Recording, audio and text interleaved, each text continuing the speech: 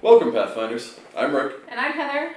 And we're back again for another update on news and reviews and all that good stuff. We're here to talk about the new books that have come out for Pathfinder over the last couple of weeks. These are not completely up to date. We're finally starting to catch up on the most recent releases. Catch up! Yes, catch up.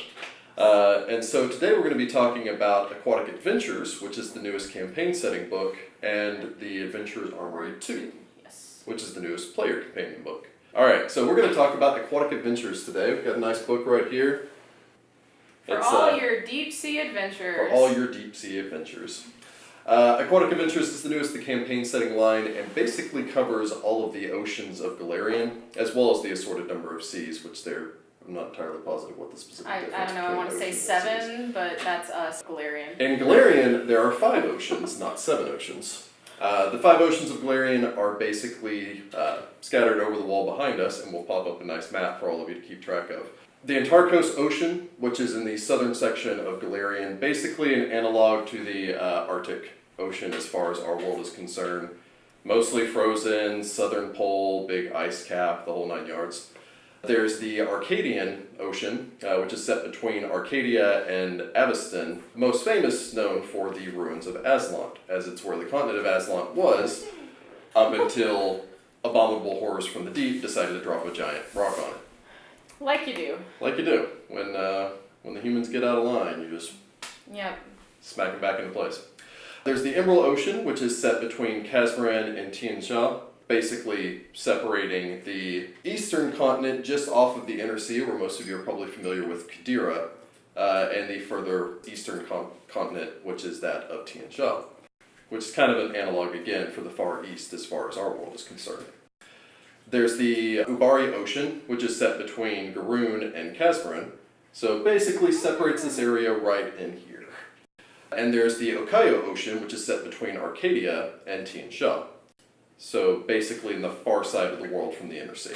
Each one of these sections, the book is divided into a number of sections. Each one of the sections cover the 5 major oceans, provide a fair amount of information pertaining towards each one. Of particular interest for probably a lot of viewers are going to be the sections mostly talking about the Arcadian Ocean. It's what most people kind of focus on. It's where Aslant was moving towards the newest adventure path. It is where a lot of your characters are going to be going in the ruins of Aslan Adventure Path. And so it provides you a lot more information on that. Particular notice for me, it provides a lot of information pertaining towards the more inspired elves, which I've always found to be really interesting. I do like the elves. Mostly because they walk around wearing creepy masks and generally terrifying people. Sounds like fun. Sounds like fun. Beyond that, the other sections do cover a lot of other things, basically the species of various aquatic animals that live in those areas, covering a number of things particularly pertaining towards what animals you would find in what areas, general trade routes, a lot of information pertaining towards the weather that you generally expect. After those 5 chapters, you then move into a chapter that covers the assorted seas scattered across the planet. Of interest to me primarily is the Steaming Sea, which most of you would probably know as being the sea that basically runs just along the edge of Variscia, or Variscia, whichever you prefer. And so it's kind of one of the first ones that was really introduced whenever I first started reading this way back in Adventure Path Volume number 1, as it's the ocean that runs along the side of Sandpoint, which is where the first adventure is set. Yay, Sandpoint. And so it's a nice throwback all the way back to that. It also provides a scattering of information about the other various seas across Galarian. The final section of the book primarily covers things along the lines of mechanics. The mechanics section covers various things that basically have been touched on elsewhere. For instance, there's the buoyancy rules, which have been added in, basically making it so you no longer have those stupid things of, I summon a celestial dolphin, someone punches the celestial dolphin and knocks it unconscious, and then apparently it just sinks down to the bottom.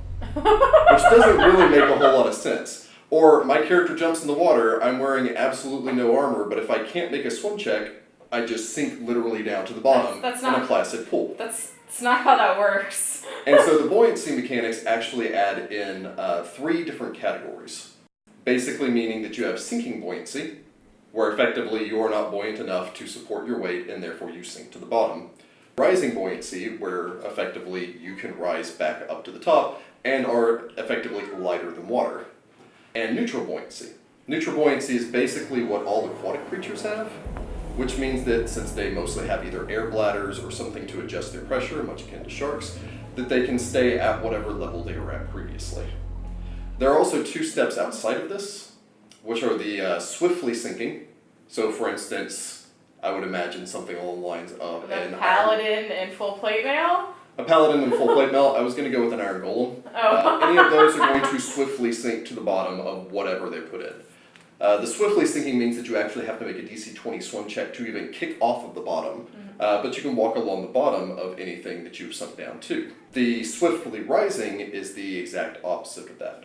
So imagine something along the lines of your character has a giant air tank or anything like that, or inflatable bladders that you can attach to a treasure chest. Following the buoyancy section, it then goes into further rules pertaining towards things like fighting underwater. Now, many of you are of course going to immediately think that this has been covered already in the core rulebook. This has been expanded in the Aquatic Adventures book, therefore providing more information.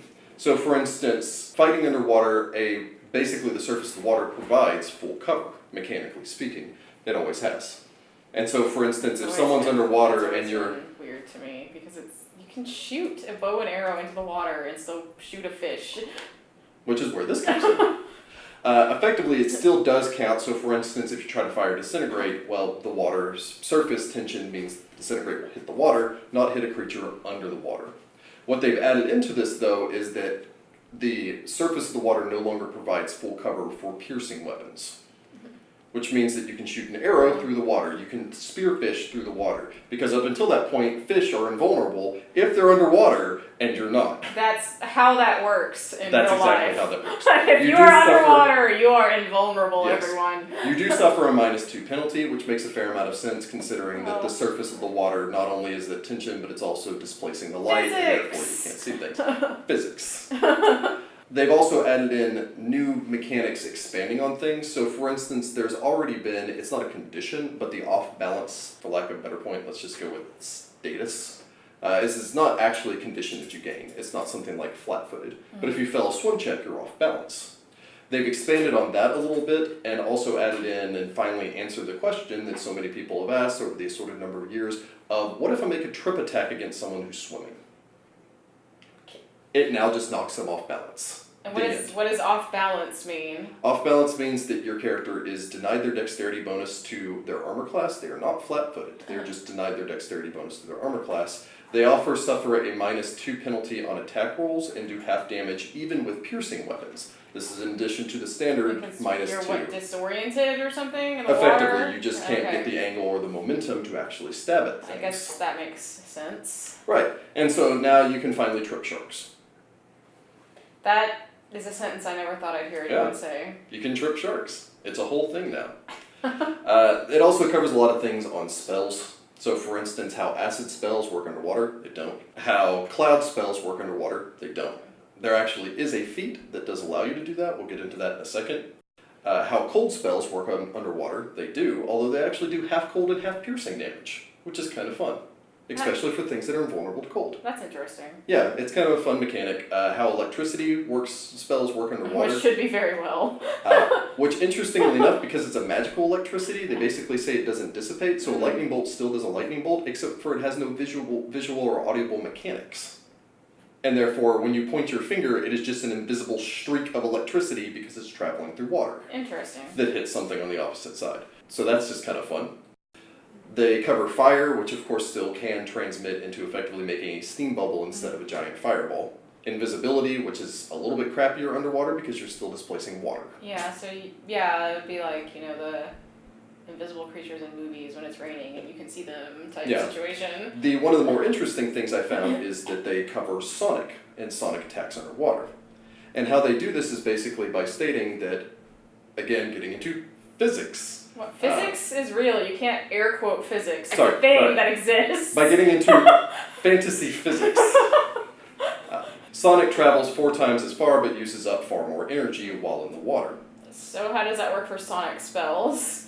So effectively how it works is when you cast a sonic spell that is an area of effect, so something along the lines of sound burst, that will affect either the standard area that the spell does, because you can equate that the extra energy as well as the distance that it travels cancels each other out because it's a finite amount of energy, or you as the caster can double the radius, but make the safety seat easier.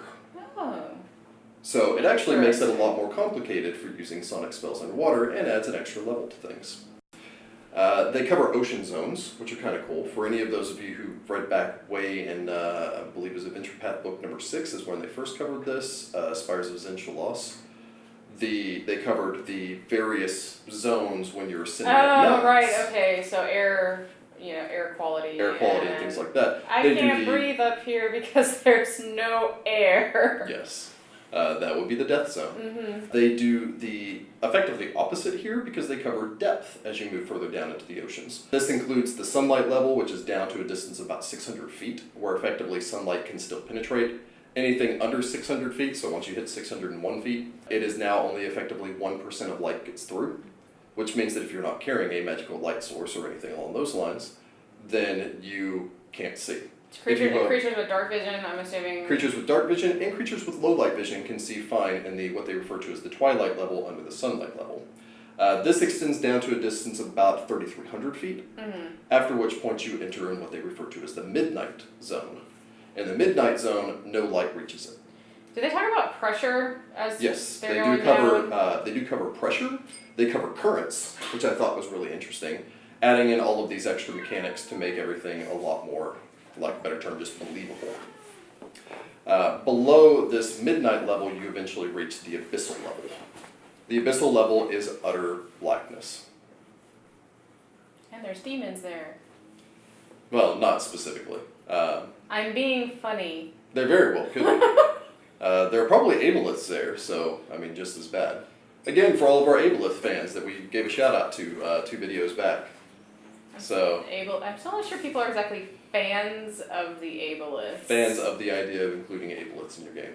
Or just generally hate aboleths. Underneath all of that is what they refer to as the Abysonian zone. Which is effectively the deepest, darkest levels where nothing exists. Other than creatures that are corrupted by the fell energies that exist down in the depths. It seems to be radiation. It's always radiation. Radiation is very bad for you. Radiation is very bad for you. Keep that in mind, kids.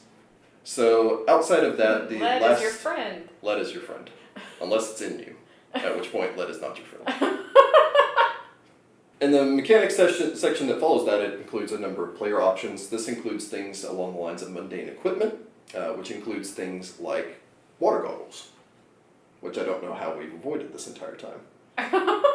But water goggles. Are you serious? We've never had water goggles before? I honestly don't think. I think there's a snorkeling set somewhere, but no. I'm trying to remember if my character in Skull and Shackles had anything like that.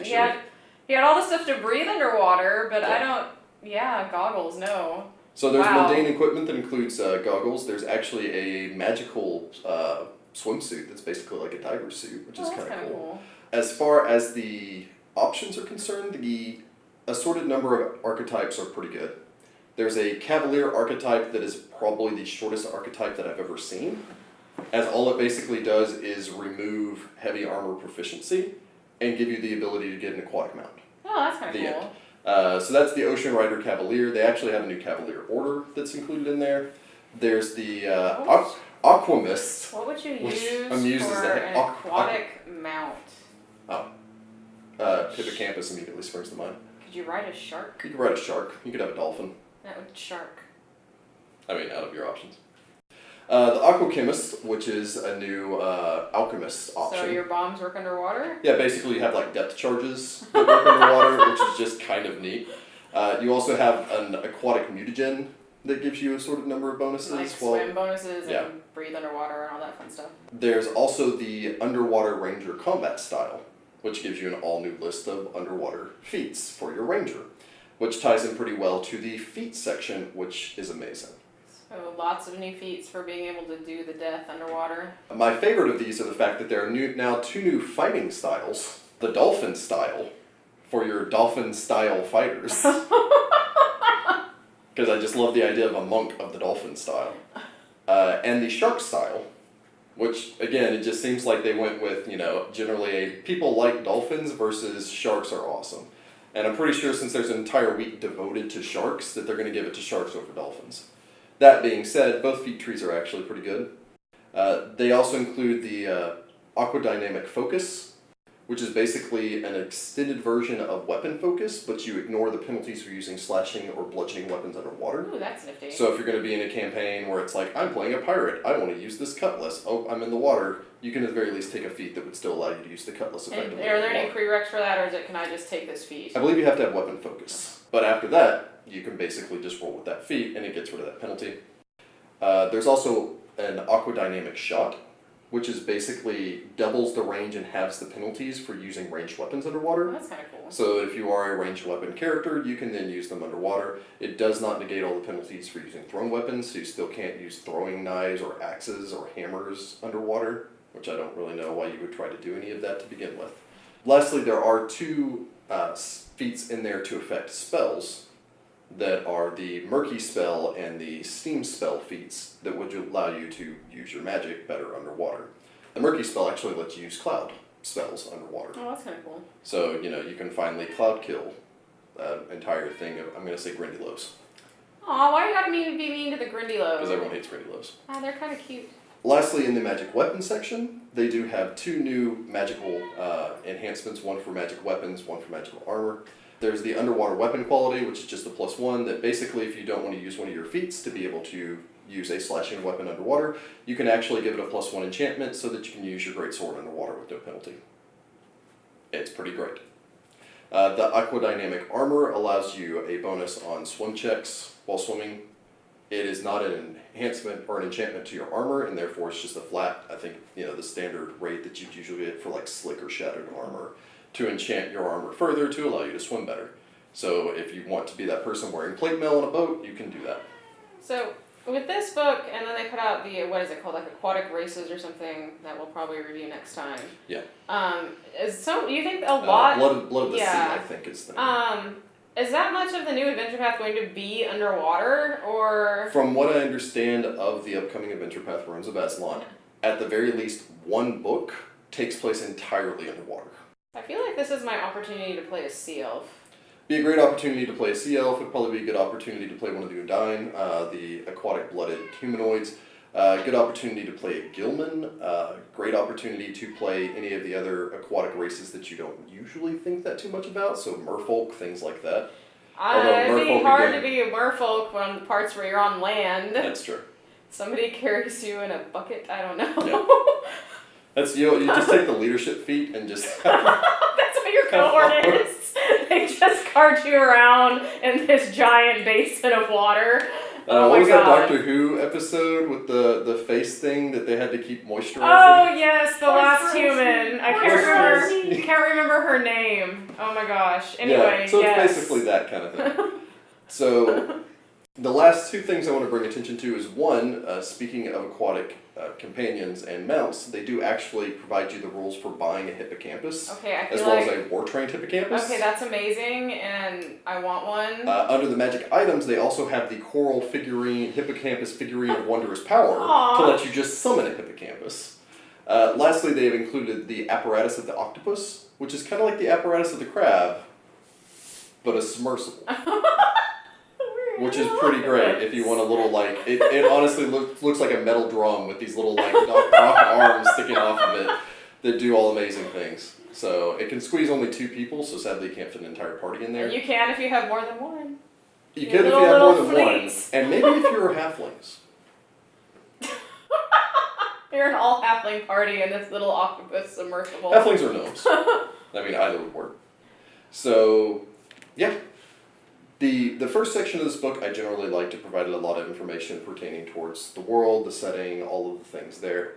I thought it was pretty good. The second section of this was phenomenal, especially if you're planning on doing anything aquatic related. Again, Ruins of Aslan immediately springs to mind. Also great for something along the lines of Skull and Shackle. Yeah, because we spent a lot more time in the water in that game than I thought we would. Potentially good for something like Kingmaker, where you spend a lot of times in the River Kingdoms, which basically might have a lot of swimming in it. So, all of those are pretty solid options. And I suppose I'll kick it over to you, since we're blathering on about the lack of swim goggles or swim fins and things like that. So, well, I read Adventurers Armory 2. This book is amazing. Everyone go buy this book right now. It's got a ton of new stuff in it. It's got new traits that are all regional based. There's one for Katapesh where like you're familiar with magic items in the market, so it only takes you 1 round using detect magic to analyze what stuff is, what a magical item does. There's a bunch of feats like that, or traits like that. The one from Absalom, the first time you try to bribe someone, if you fail, it doesn't lower the person's opinion of you, so you get a free shot to try and bribe somebody. I find it interesting that that's from Absalom, but apparently there's a lot of bribery in the markets in Absalom. Don't ask. I mean, they're not. Yeah. Makes a lot of sense. They also introduced equipment packages, which I thought was really cool. You have to take the well-provisioned adventure trait, and you don't get any starting gold, which I know sounds kind of crazy. But then you pick a package, and the package comes with armor and an armor and a weapon, and one of those is usually masterwork, which is more than a first level character would be able to afford anyway. Yeah, I mean, a masterwork weapon is 300 gold. So they'll have scrolls or potions or like acid flasks and things like that, depending on which one you pick, as well as all of your mundane equipment. So it's going to be worth way more than what your character's starting gold was, and you get some really cool stuff out of it. You have to take a trait to use those, but I think it's pretty cool, especially if you have an extra trait you feel like you don't know what to use it for. Here's starting with some, one of the ones geared towards fighters, you start with a longsword and masterwork breastplate. Yeah. And then have some potions of cure light wounds, and then of course your bedroll, rations, that kind of thing. So if you don't like buying equipment at first level, which sometimes that can be a little annoying with all your mundane gear, just take one of those. Yeah. They also introduced armor modifications, which are things you can do to your armor to, some of it reinforces it. They have one called Nimbled, which is, I think, 1,000 gold, and it lets your armor let you have a +2 dexterity allowance. But because it's a lighter armor, you lose +1. You lose 1 to your armor bonus. So. I think I remember seeing an enchantment or something like that. Yeah. So basically, it's 1,000 gold to get +1 from your dexterity. And I was kind of maybe it's hit or miss. But in the feat section, they have a feat called Armor Adept, and you get to pick 2 of these armor mods, and you don't take the penalty. So if you pick Nimbled and then another one, you can not take the penalty for those. So hey, you get another +2 to your armor class, and then maybe have it, there's a Razor or something like that, which people that grapple you take some more damage and things like that. So for a fighter, that might actually be, a good idea, I think. Yeah. Especially if you're playing a dex-based fighter, that dual wields or something. Hey, I'm going to take this feat, and now my armor bonus is +2 higher for my dexterity. Yeah. Which I think is pretty cool. They have mods for weapons as well, adding serrated edges. Again, just like the armor stuff, there's penalties for it. Bunch of new gear, bunch of new tools, bunch of new poisons, bunch of new clothing, bunch of new spells. They have new kits, in the Adventures, or the Ultimate Equipment, they had a kit for a fighter. If you're a fighter, here's this kit that costs X amount of gold, and it has stuff that we think a fighter should have. These ones are more specialized. There's a Fiend Slayer one that has silver sheen and other things like that for helping you fight outsiders. They've actually introduced this in a number of the books previously, so the Giant Hunter's Handbook would have things along those lines. I believe the Monster Hunter's book covered a number of things along those lines, where it's basically here in preparation for going and dealing with trolls.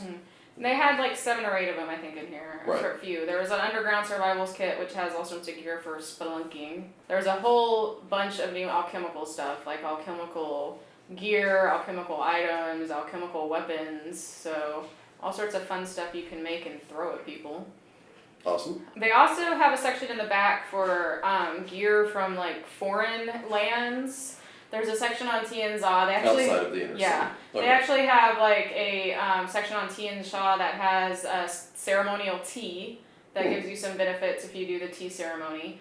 One of the really cool things they had, I cannot remember what this is called. It's a new type of armor, Singing Steel, which is apparently a combination of mithril and gold. And when you hit it, it makes a chiming noise, but that's not the cool part. The cool part is if you have the Bard singing abilities, Bardic Performance. If it normally takes you a standard action to do Bardic Performance, it changes it to a move action. If it's a move action for you, it changes it to a swift action. Okay. So you can actually do your Bardic singing really, really fast.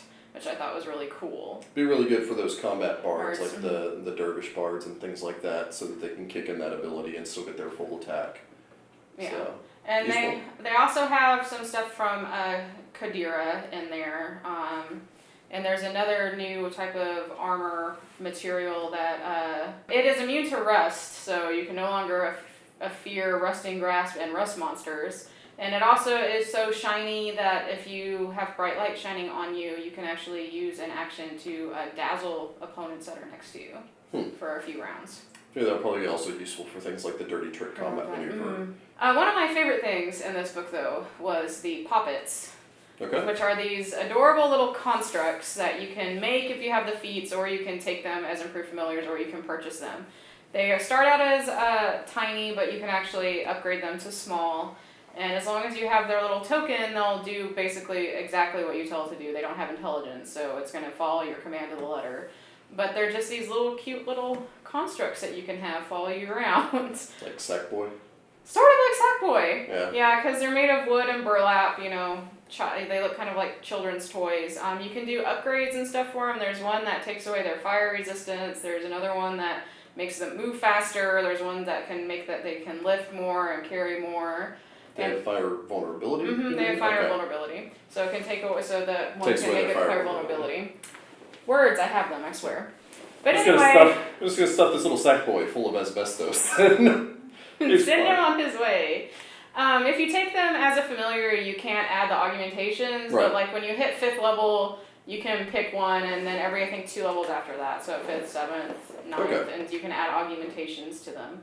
And if they get destroyed, you have to get a new, basically, you know, just like any other familiar, you have to do the ritual. So that's like your number one thing from this book? Yeah, it's adorable, man! Poppets. Adorable little poppet familiars. Or even just to buy one. I feel like my adventurers need this little poppet I don't know if friend. they're going to be Pathfinder Society sanctioned, but... Poppets.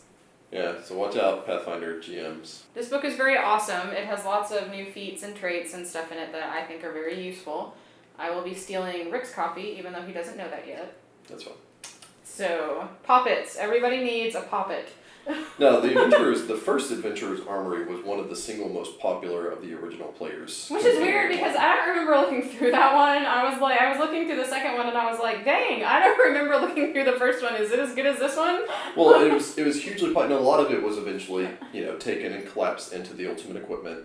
It included a lot of things that people consider, standard issue things now, including a number of weapons that are much more popular now in the game than they were previously.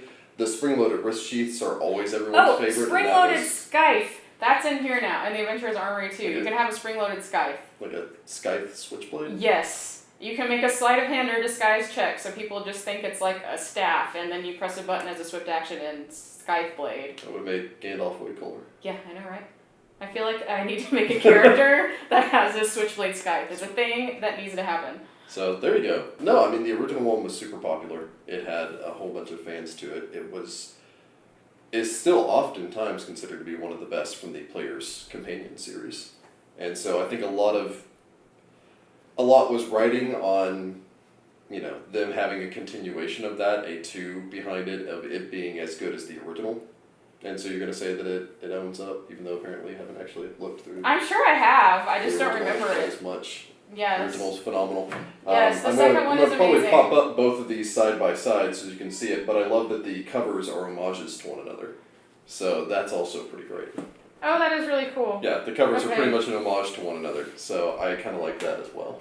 It's a nice touch. Paizo's usually pretty good at including those subtle little touches and everything, especially their art department, which is great. Everybody needs a poppet. Everyone needs a poppet, apparently. It really just sounds like some sort of snack food. Like no. You're gonna go on an adventure. Go and stock up on your poppets. Everybody needs a poppet. It's the new slogan. Yeah. Find the path. Everybody needs a poppet. Everyone needs a poppet. And a cat. A cat poppet. Anyway, poppets. I'm not going to go down that rabbit hole. Cat poppet rabbits. That's what I took away from that character. Good book. Mm-hmm. Generally recommended. Yes. Has a lot of fun new options to it. Poppets. Aquatic Adventures, also a good book. Underwater poppets. Underwater poppets. Outside of poppets and these new books, there have been some other things going on that we would like to cover pertaining towards the the world of Pathfinder. And as we announced in the last field report, the Kingmaker campaign has been funded. Yay, Kingmaker. So congratulations to Owlcat Games. I'm glad your Kickstarter went really well. As we spoke before, they were going to make the game anyway, but now they've added all sorts of fun new things. They met a bunch of their stretch goals right there. They met a ton of their stretch goals. They were shooting for 5,000, or 500,000, sorry. They were shooting for 500,000, and they actually hit 900,000. Sweet. So they nearly doubled it, which means that they added on a camping mechanic, which will allow you to go into a camp. It sounds a little bit like a la the first Dragon Age game, where you get to like walk around your camp, talk to your party members, get their idea of how things are going, maybe buy and sell stuff if you have like, merchant that follows you around like you do. Enchantment. All of that good stuff. Now I want to play Dragon Age. Yeah, Dragon Age.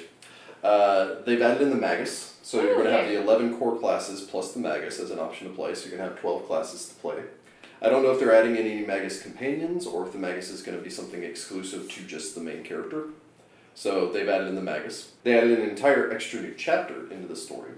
So if you're like me and are a fan of Kingmaker, then you would know, or any of the adventure paths, you would know that the adventure paths go in 6 books. So effectively it is a 6-chapter story. Yeah, but at the end of every adventure path there's a continuing the story section. Yes.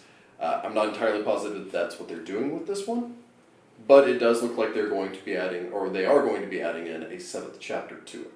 So a whole bunch of new information, a whole new direction that they can take to, entirely new content if you've played through Kingmaker previously. So there's that to look forward to. They have added in archetypes. For all the classes? For all of the classes. All of the classes are going to be getting archetypes. How many? I believe 3 is what I've heard.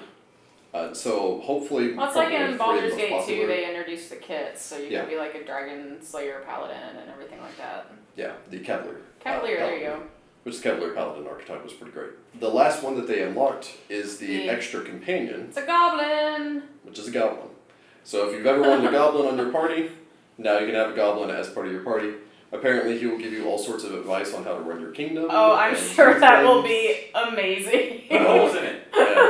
Yeah, I'm sure drilling holes in all of your weapons and banishing all horses or whatever. And no writing whatsoever at all. Yeah, no writing that whatsoever. steals your words, guys. Don't ever write anything down. Yep. So, Goblin Companion will be added into this one. They have not specified what his class is going to be or anything else. Goblin. I think, like many people, I'm most curious on whether or not he's going to have his own battle song.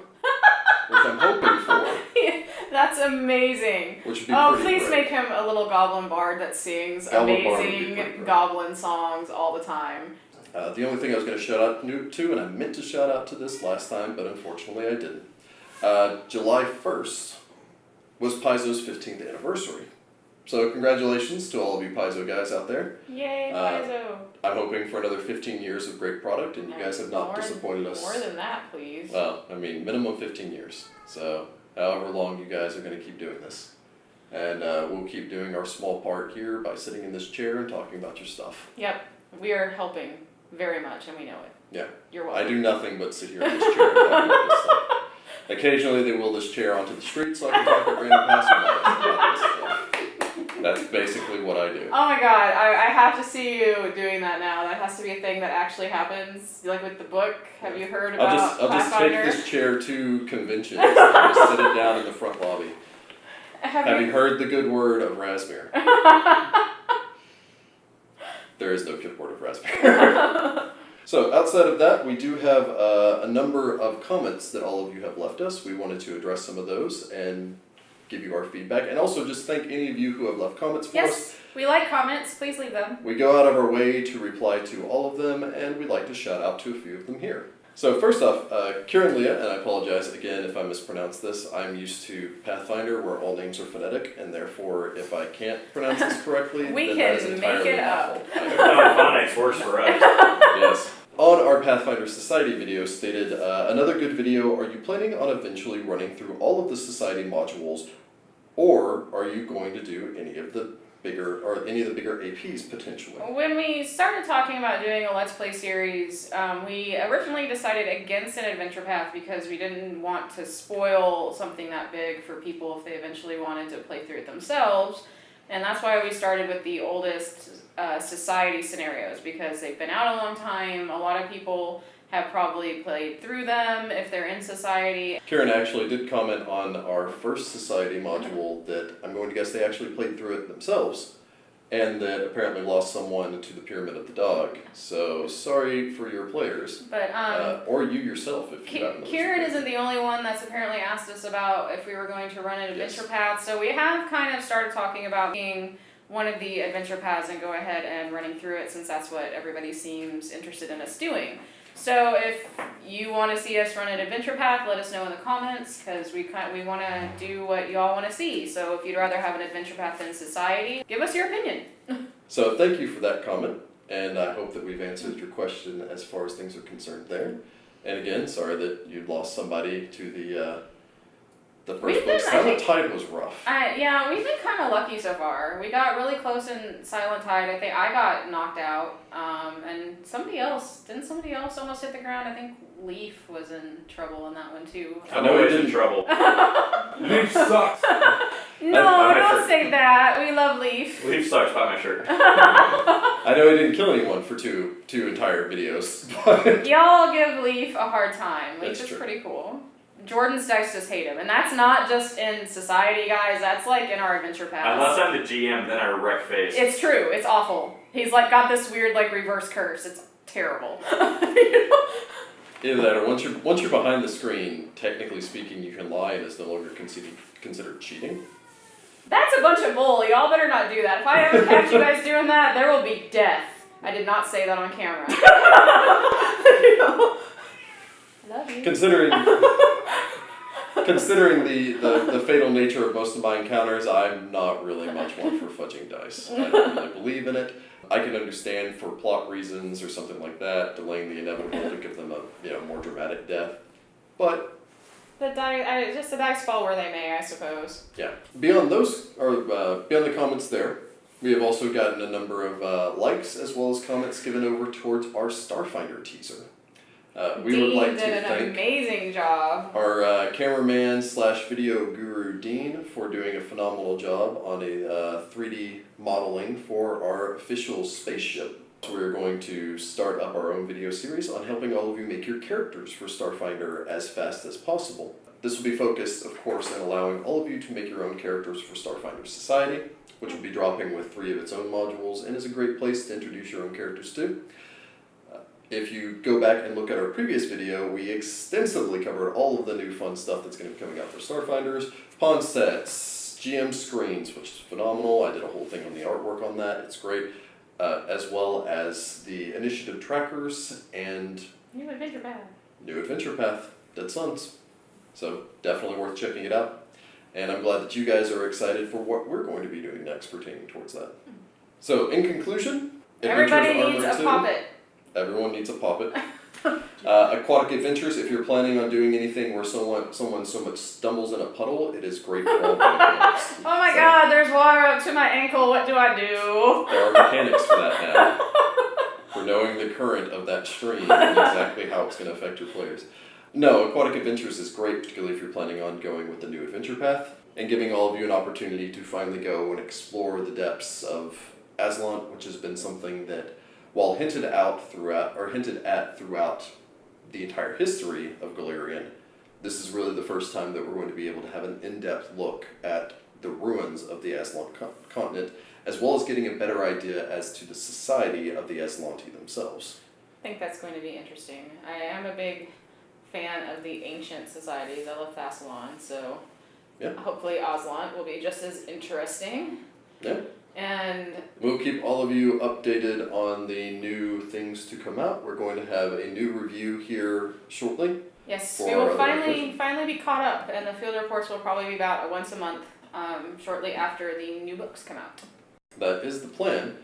We also have discussed possibly doing retro reports. So going back and reviewing previous books based on fan demand.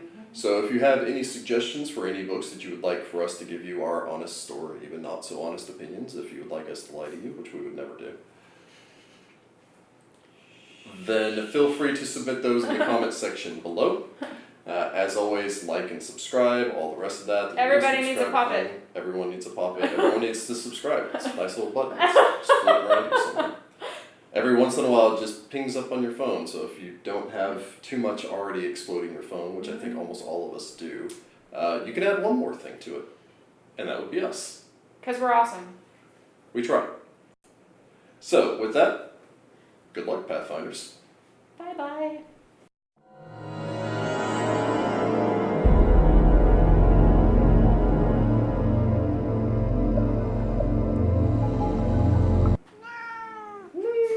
Luna disagrees Thanks, Kat, with for your chiming statements. in. We'll be right back after this We'll crew. be right back with this guy.